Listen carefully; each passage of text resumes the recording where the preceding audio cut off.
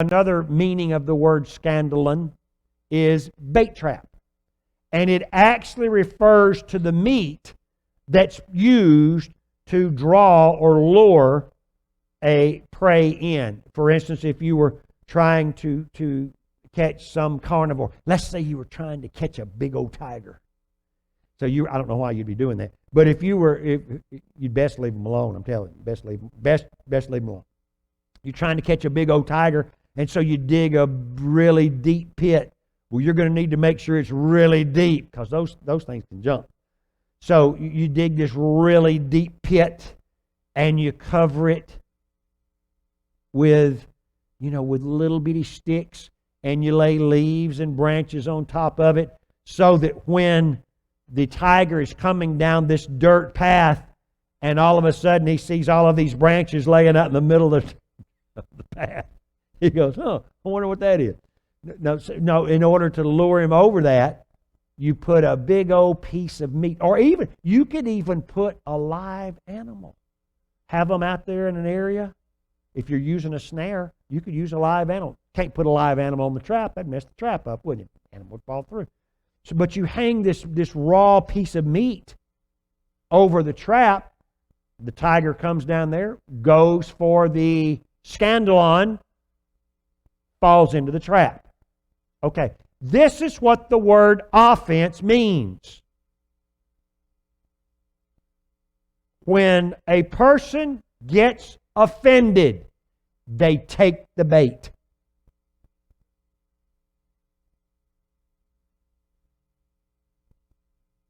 It seems to me, everywhere you turn now, people are getting offended. At everything. It's almost like it's vogue to be offended at something. Now, you understand that being offended and righteous indignation are two different things. But that's another sermon for another day. But people get offended. Now listen, when you look at this, you look at what's happening in our society, the way that society is changing, and what things are now becoming acceptable. And people get offended if you don't accept it. This is a mass strategy by the enemy to lead to people's destruction. That's what this is. This isn't about how you dress, what color you are, what bathroom you use. This isn't about that. This is an all-out attack in order to give the enemy an avenue in people's lives to destroy them. Because remember John 10:10? The thief comes not but for to kill, steal, and destroy. He doesn't sit on the couch and just wait for that to happen. He puts traps out. He puts snares out to get people. And one of the reasons that he's doing that is because the gospel of the Lord Jesus is being spread all over this planet like it never has in the history of mankind before. There are people getting born again, delivered, and set free at a faster rate today than has ever been in the history of man. You don't hear about that. But the enemy knows that his days are numbered. And so he's pulling out all the stops. And so there are things that are going on in our society that 20 or 30 years ago people would have never gone for.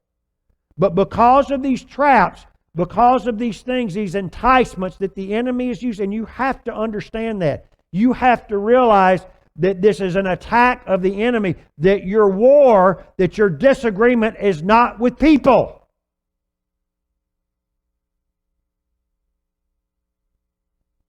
The people need to be delivered. Now, I know they don't think they do, but people need to be delivered. And that's part of the deception, is that somebody doesn't realize that, if people don't realize that they're wrong, then it's hard for them to change. That's why the deception, the things. Listen, the devil is not stupid. If you fight him on his ground, he is wiser than people. He's not wiser than the Word. He's not wiser than God. So if you stand on the Word, you have that fighting for you. and you'll get the victory. But if you try to fight him on your own with your own reasoning, it's a lost battle, because you're now fighting him in his arena instead of standing on the Word, standing on that good solid foundation. But I want you to remember, you've got to be very attentive to this. Your war is not against flesh and blood. It's against principalities, powers, and rulers of the darkness of this world. That's who your battle is against. So address that where the battle is concerned. You're not attacking the people, you're attacking the thing that's behind it, that's causing it.